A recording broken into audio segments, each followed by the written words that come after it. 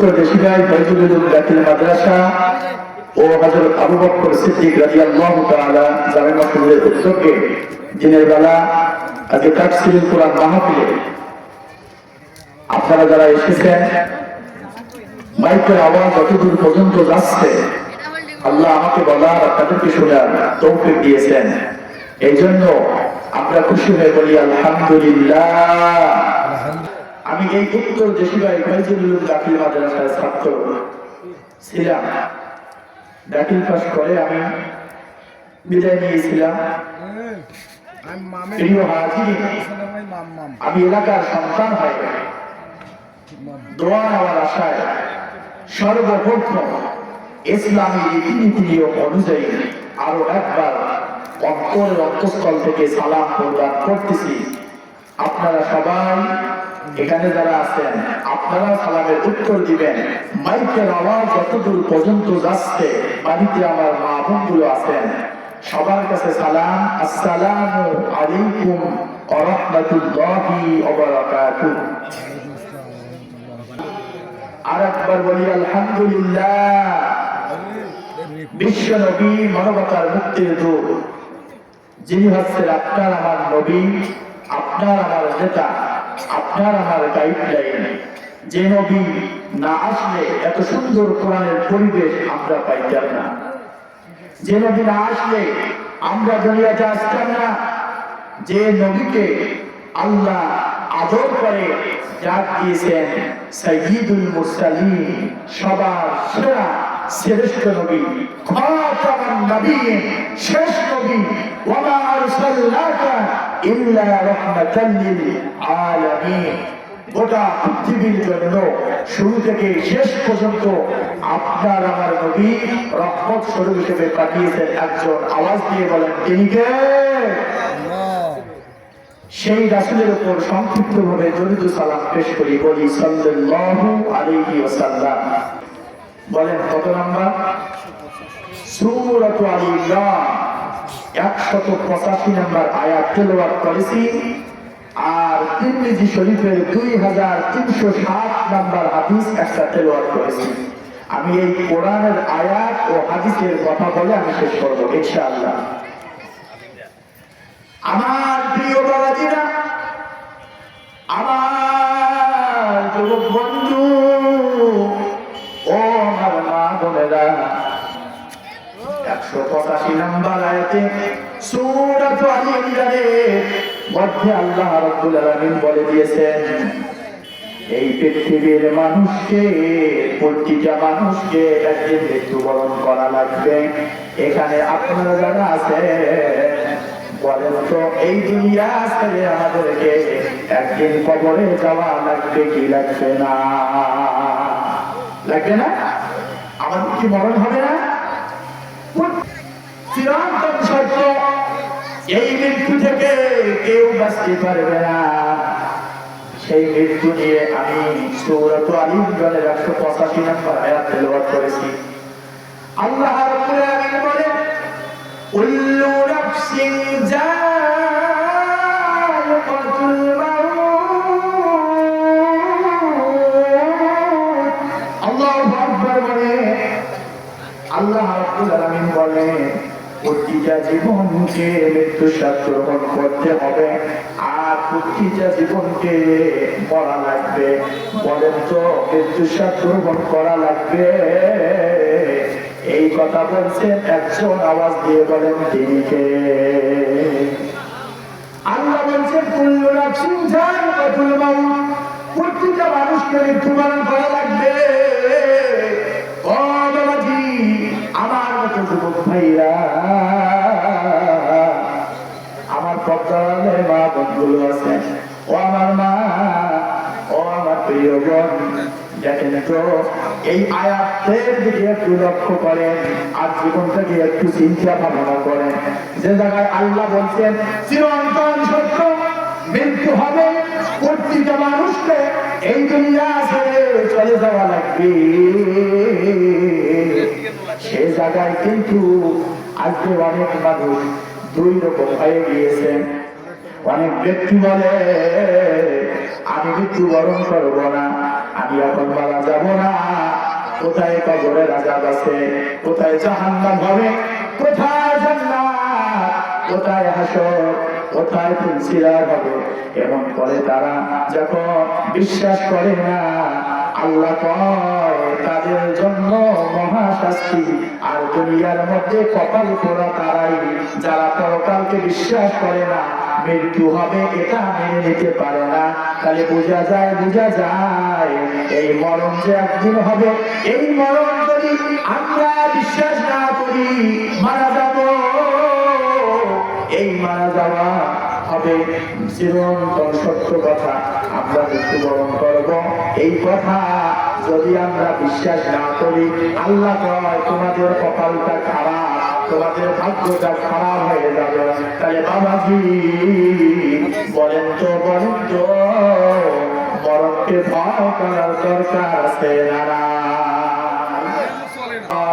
ওই বান্দা বান্দিকে যখন কবরে রেখে আসা হবে, ওই বান্দা বান্দি যদি ইবাদত বন্দেগী করে, আমল করে, তাহলে আল্লাহ রাব্বুল আলামিন বলেন ঈমানদারের জন্য পুরস্কার হিসেবে আল্লাহ রাব্বুল আলামিন জান্নাত রেখেছেন। বলেন সুবহানাল্লাহ।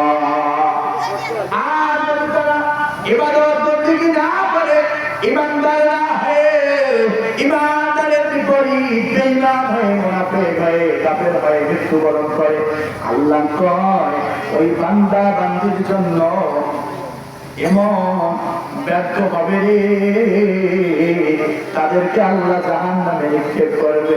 বাবাজি এই দুনিয়ার মধ্যে যতদিন বেঁচে আছি, যতদিন আসিব, ততদিন আল্লাহ রাব্বুল আলামিন আমাদেরকে পরীক্ষা করার জন্য সৃষ্টি করেছেন।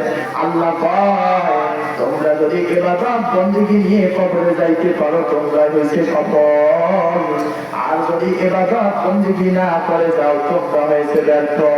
আর বলেন তো ঈমানদার হইয়া, নেককার মৃত্যু হইয়া যদি ওই কবরে যায়, আমাদের জন্য জান্নাত পুরস্কার রেখেছেন। 100 আওয়াজ দিয়ে বলেন তিনি কে? সুবহানাল্লাহ বলেন। অবশ্যই আমাদেরকে প্রতিটা মানুষকে মৃত্যু সাথ গ্রহণ করতে হবে। আর আল্লাহ বলেন এই পৃথিবীর মধ্যে যে ব্যক্তিগুলো ইবাদত বন্দেগী আমল নিয়ে কবরে যাবে, তারাই হয়েছে সফল। আর সফল ব্যক্তিদের জন্য আল্লাহ পুরস্কার রেখেছেন জান্নাত। বলেন সুবহানাল্লাহ। তোমাদের যা যা করবে কর্মফল হিসেবে তোমাদেরকে প্রশ্ন করা হবে। অতঃপর যাকে জাহান্নাম থেকে দূরে রাখা হবে এবং জান্নাতে প্রবেশ করানো হবে, সেই হবে সফলতা। বান্দা বান্দিকে যখন ঈমানদার হয়ে দুনিয়ার মধ্যে আমল নিয়ে যখন কবরে যাবে, আল্লাহ কয় ওই বান্দা বান্দিদেরকে যখন জান্নাত পুরস্কার দেওয়া হবে, এই জান্নাত পেয়ে তারা খুশিতে মাতোয়ারা হয়ে যাবে। আর আল্লাহ কয় দুনিয়ার মধ্যে ওই বান্দা বান্দিগুলো আমার কাছে সফলতা। عن أبي هريرة رضي الله تعالى عنه قال قال رسول الله صلى الله عليه وسلم أكثروا ذكراها من اللذات يا الموت। আবু হুরায়রা রাদিয়াল্লাহু তাআলা বর্ণনা করেন, নবী করিম সাল্লাল্লাহু আলাইহি ওয়াসাল্লাম বলেছেন, ও দুনিয়ার মানুষেরা রে, তোমরা মৃত্যুকে বেশি বেশি স্মরণ করো। বলেন তো মৃত্যুকে বেশি বেশি স্মরণ করার দরকার আছে না? যে বান্দা বান্দি মৃত্যুকে স্মরণ করবে, আল্লাহর নবী বলেন ওই বান্দা বান্দি দুনিয়ায় পাগল হবে না, দুনিয়ায় পাগল হবে না, ইবাদত সে ছাড়বে না।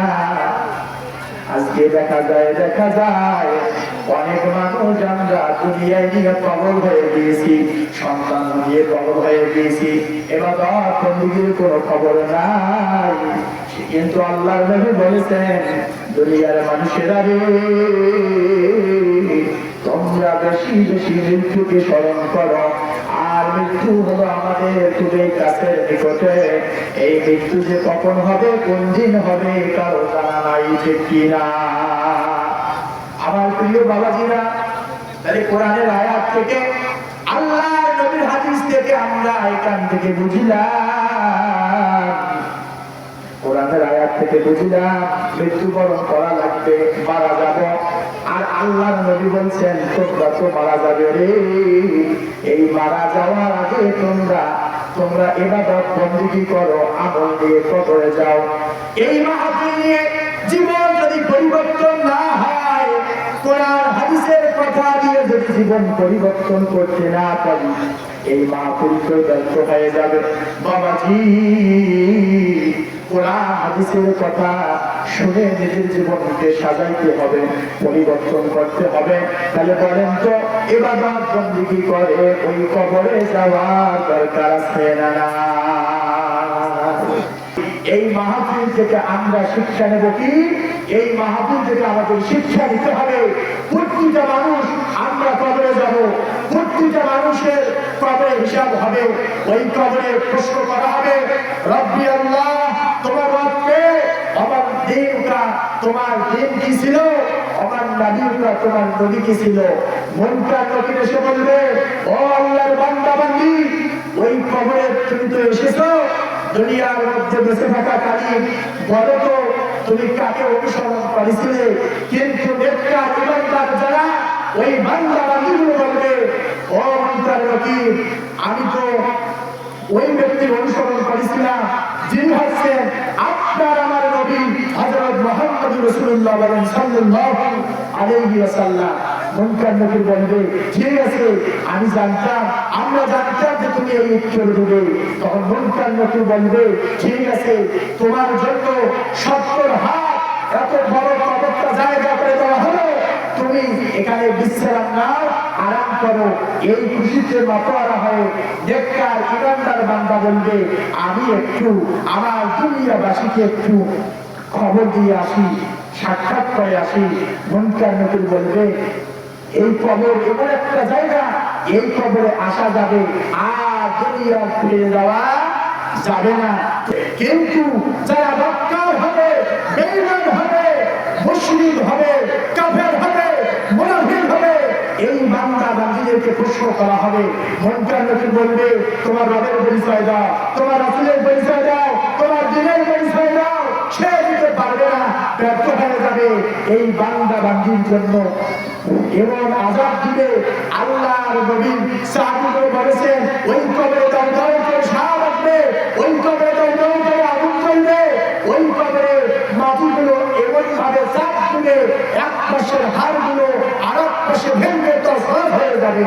প্রিয় হাজির, ওই কবরের আযাবকে ভয় করতে হবে, মরণকে ভয় করতে হবে। আসেন আল্লাহ যেন আমাকে আপনাদের সবাইকে সূরাত আলে ইমরানের 185 নম্বর আয়াত আর 2307 নম্বর তিরমিজি শরীফের হাদিস থেকে দুইটা বিষয়, দুইটা আমল নিয়ে আল্লাহ যেন বাড়ি যাওয়ার তৌফিক দান করেন। দুইটা আমল কি? এক নম্বর আমল হলো যতদিন বেঁচে থাকবো মৃত্যুকে ভয় করবো, কবরের আযাবকে ভয় করবো, মৃত্যুর জন্য রেডি হয়ে থাকবো, প্রস্তুতি নেব। কখন যে মরণ হবে কেউ জানে না, একজন যারা আওয়াজ দিয়ে বলেন তিনি কে? আল্লাহ জানে কোনদিন মৃত্যু হবে। আর দুই নম্বর আমল হলো যতদিন বেঁচে থাকবো এই বেঁচে থাকাকালীন ইবাদত বندگی আমল নিয়ে যে কবরে যাইতে পারি, আল্লাহ যেন তৌফিক দান করেন। আমি যে কথাগুলো বলি না, আমি সহ আপনাদের সবাইকে বুঝার আমল করার তৌফিক দান করেন। وما علينا إلا البلاغ وآخر دعوانا الحمد لله رب العالمين. السلام عليكم ورحمة الله وبركاته.